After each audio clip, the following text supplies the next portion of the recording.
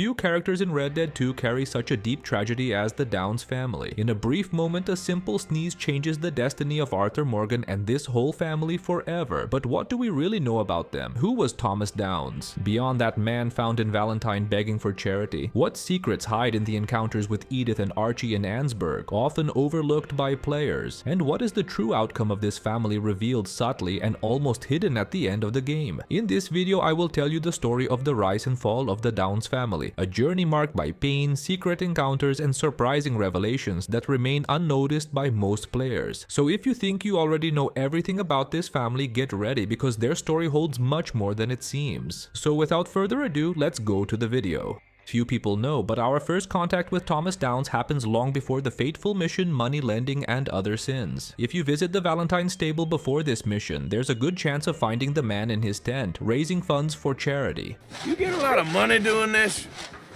Not much, but it's the trying that counts. If you say so. Well, I do. And who do you help? I'll help you learn to keep your mouth closed. Sorry, sir. Since that first encounter, Arthur already shows a certain coldness towards Thomas, something unusual in the game. Especially in free roam events, but Thomas doesn't take long to reappear. He shows up in Americans at Rest at a crucial moment. It is he who intervenes in Arthur's fight with Tommy in the heart of Valentine. Stop! Stop! Please! Please! I beg you, stop. Come, sir. You won the fight already. Surely that's enough. What business is it of yours? No business. No business, sir, but please.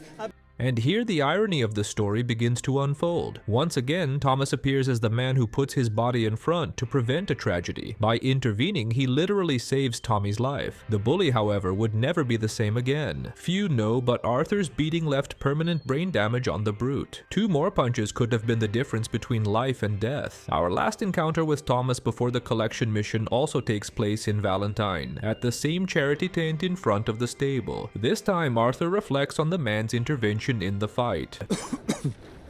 I hope you don't harbor a grudge against me. I hope you're not here to cause more trouble.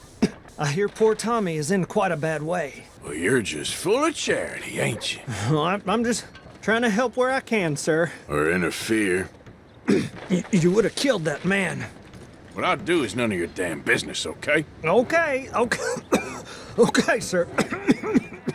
Arthur scolds Thomas, who responds by saying that Tommy got really bad after what happened, a line that sounds almost like a foreshadowing, anticipating what we would only discover later in the mission, A Quiet Time. And so ends the pre-collection encounters with Thomas Downs. But now I ask you, have you ever noticed these moments during your gaming sessions? Let me know in the comments because I want to know. We have reached the mission Money Lending and Other Sins 3. This is where we first visit the Downs family ranch. At first glance, it seems like a simple and cruel encounter with Arthur beating a man who is already dying in exchange for a few dollars. But this scene goes much deeper than that. To me, this is one of Arthur's lowest points in the whole narrative. The hatred he pours into each blow sounds unwarranted, almost irrational. It's as if he is taking out senseless anger on a man who simply dared not to go along with his brutality. And it is precisely this disproportion that makes the moment so brilliant.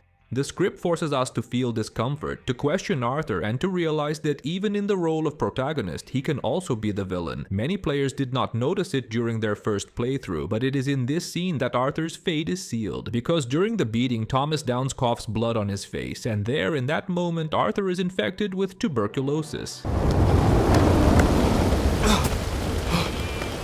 You borrowed money from my business partner, Herr Strauss. Owe him, you took the money. He wants it back. What's not to understand? Where's our money? I don't have it. Sell your place. We already owe more than it's worth. Then sell your wife or your family or something. We ain't your idea of charity. Is that clear?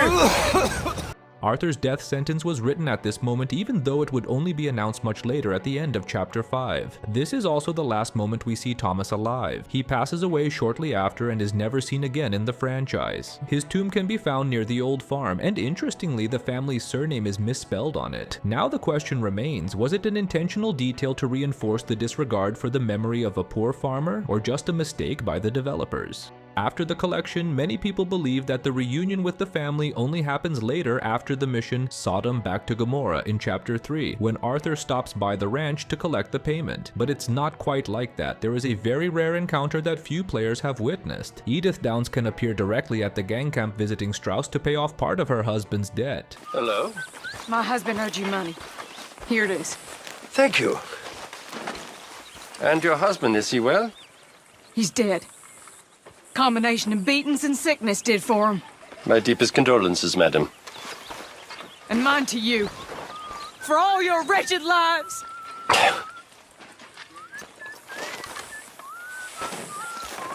Didn't mean for the fella to die. He was sick, Mr. Morgan. Not our fault. I don't know. There, she announces that the illness combined with the beatings hastened Thomas's death. A brief moment, but one that packs a punch for the attentive player. Sometime later, already after the bank robbery in Valentine, Arthur returns to the ranch and finds Edith and Archie emptying the house since the farm was lost to debts. Filled with anger, Archie subtly threatens Arthur. Either you got a lazy eye or lack of respect. Which is it, boy? I ain't got no lazy eye. No respect for the likes of you. Well, maybe when your mother's finished mourning your father, I'll keep her in black, on your behalf. You think on that, boy? Well, maybe you shall, sir. And maybe other events will transpire. You best stick to them books, because mark my words on this. Vengeance is an idiot's game. Arthur, on the other hand, responds with unexpected advice, telling the boy that revenge is a game for fools and that he should dedicate himself to books. A valuable piece of advice that Archie seems to have taken seriously. Even coming from the man who destroyed his family, these words would echo in the boy's future. But that's a topic for later in this video. As we saw, the Downs family lost everything. Without the farm and nowhere to go, Edith and Archie were forced to leave the property and seek shelter in Saint-Denis, the largest metropolis in the region. The city seemed like a natural destination for those looking for opportunities, but once again, fate proved cruel to the Downs. We found this out after the end of the mission, where we have to recover the crucifix from Mother Superior. Arthur comes across Edith Downs playing an unexpected and painful role. Hey, you want some company, mister? No. You sure? Hey. What? I don't know you. This is Downs? Not you. Get away. Hi, Now! I mean, hey, Help! Help! hold on. This man is bothering Now- me! Someone help me! Officer, help!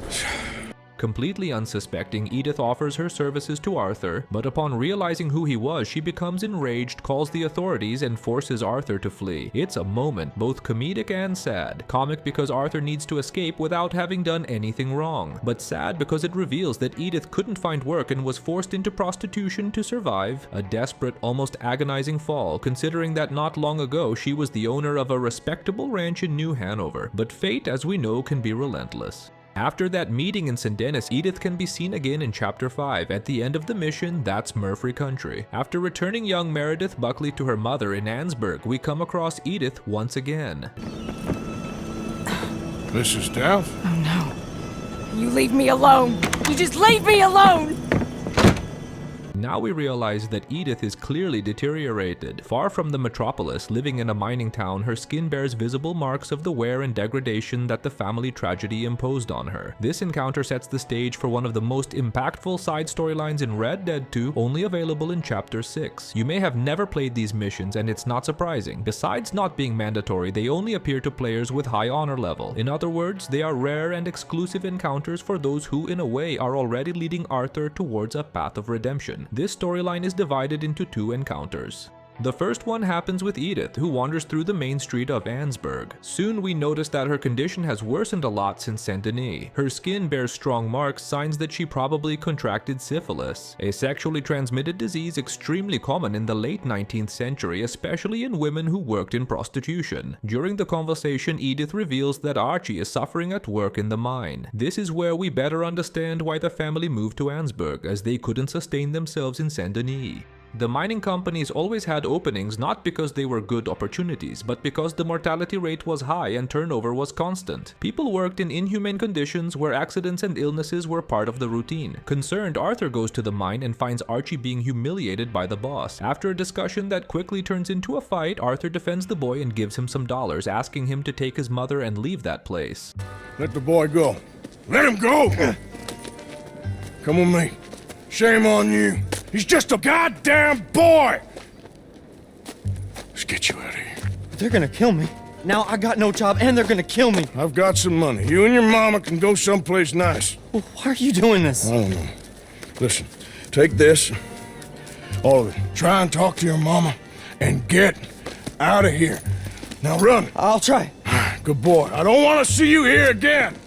That place had nothing for the family but pain, misery, and disease. Sometime later, Arthur encounters Archie in the city streets. He is surprised to see the boy still there, as he had given him money to leave. But he soon finds out the reason. Edith refused to accept the money. Knowing it came from Arthur, she considered it immoral and decided to continue living off prostitution. Despite being used to his mother's work, Archie asks for Arthur's help, as he saw that the client that night had bad intentions. Arthur then heads to the woods around the city, scares off the man, and returns to convince Edith.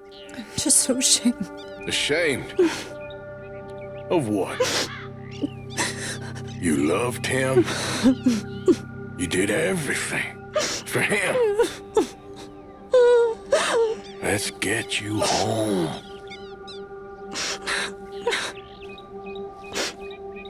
All right. Let's go. This dialogue is one of the most emotional in the whole plot. Edith, in tears, confesses her shame for the life she led. Arthur, already weakened and near the end, tries to lighten the burden on her shoulders. He tells her that he loved Thomas very much, that he did everything he could for the family, and that she shouldn't be ashamed for trying to survive. And after much insistence, Edith finally agrees to return to town, embracing her son in tears. It is in this scene that we see Arthur Morgan's last interaction with the Downs family. Mama! Oh, you're a silly boy. Oh, Archie, what we do? Get out of here. Go live someplace else. Start over. Here, take this. I don't need it no more. I don't want your money. Yeah, I know you don't want it. I don't. You sure as shit need it. Take it. No. I ain't looking for forgiveness. It ain't about that. Don't forgive me. Just take the money and get out of here, please. I know I ruined your life. I suffer for it every day. But don't let yourself get killed for pride. I seen it kill too many folk. Don't say anything. Don't thank me. Just take the money and pack your bags. That's all I gotta say. Thank you, Mr. Morgan. I said don't thank me.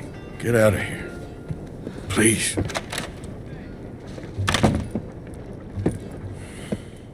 And so, apparently, the Downs' story comes to an end within the main campaign. Edith and Archie's departure leaves several questions unanswered. Where did they go? Did they survive? Were they able to finally rebuild their lives? Many players may not know, but the game gives us subtle hints about their fate in 2 moments of the epilogue. And that's what we're going to explore now. The fate of the Downs family is directly linked to Arthur Morgan's intervention, first with the downfall in 1899 and then with the surprising rise in 1907. If the player completes the Downs family side missions, Edith and Archie appear in the game's final credits boarding a ship at the docks of Saint Denis. The difference is striking. Mother and son are well dressed, wearing fine clothes, and have enough money to pay for a ship passage. Something expensive for the time, but the main change is in Edith. Your skin looks much healthier, free from the visible scars you carried in Annesburg. The woman who once survived on prostitution now shows clear signs that she has left that life behind. This scene is a true narrative breath. After so much tragedy, so much pain and misery, we finally see the Downs family finding a path to dignity and hope. And this transformation gains even more depth in a subtle detail from the epilogue. An article in the newspaper titled A Sport of Nights brings the news that Edith Downs, a native of New Hanover, not only survived but thrived. The newspaper describes that she opened a new golf course in California with acclaim and great prestige. Alongside her son Archie, she also got involved in other businesses. Embracing a completely different lifestyle from that of the farmer's wife we knew in 1899, it's a stunning turnaround from despair in Annesburg to a position of entrepreneur in the West. And all of this directly connects to Arthur's gesture. In the last meeting with the family, he hands over up to $90 to Edith and Archie, an amount that may seem small today, but in 1899 it was equivalent to a small fortune, around $1,800 to $2,000 current dollars. Enough money to rebuild two people who had nothing and finance not only an escape from poverty but the first step towards a new life. When we combine this initial amount with Archie's determination and Edith's intelligence, it becomes clear that this seed planted by Arthur has grown into something much greater. The golf course symbolizes more than financial prosperity. It symbolizes the chance of a rebuilt life, far from suffering and degradation, and there is something deeply poetic in that. Arthur, an outlaw and condemned by tuberculosis, couldn't change his own fate, but with an act of compassion and sacrifice, he managed to change the fate of an entire family. Thus, the cycle is complete. From ruin to rise, the Downs family symbolizes not only the weight of tragedy, but also the possibility of redemption. Arthur's final act echoed beyond his own death, forever transforming the future of a mother and son who at first glance were doomed to fade into obscurity. But this is where the story takes an unexpected contrast. On one hand, Arthur's final act gave the Downs family a chance to thrive. On the other hand, there's a theory that paints Thomas Downs in a much darker light, and we're not just talking about his debts or resorting to loan sharks. This theory suggests that Thomas was hiding even more disturbing secrets, capable of completely changing the way we see that seemingly kind man. According to this view, he may be directly linked to the most bizarre creature in all of Red Dead 2 folklore, the legendary artificial mutant. Could the same man who dedicated his life to charity in Valentine actually have been helping to finance grotesque and mutant experiments behind the scenes? Meanwhile, there's a video on the channel about the bizarre relationship of the Aberdeen brothers. It's an extremely heavy and insane mystery. Click here next to the yellow arrow to be directed to this video with all the possibilities and secret dialogues of this mission. That's it folks, see you in the next video, a big hug and until next time, bye!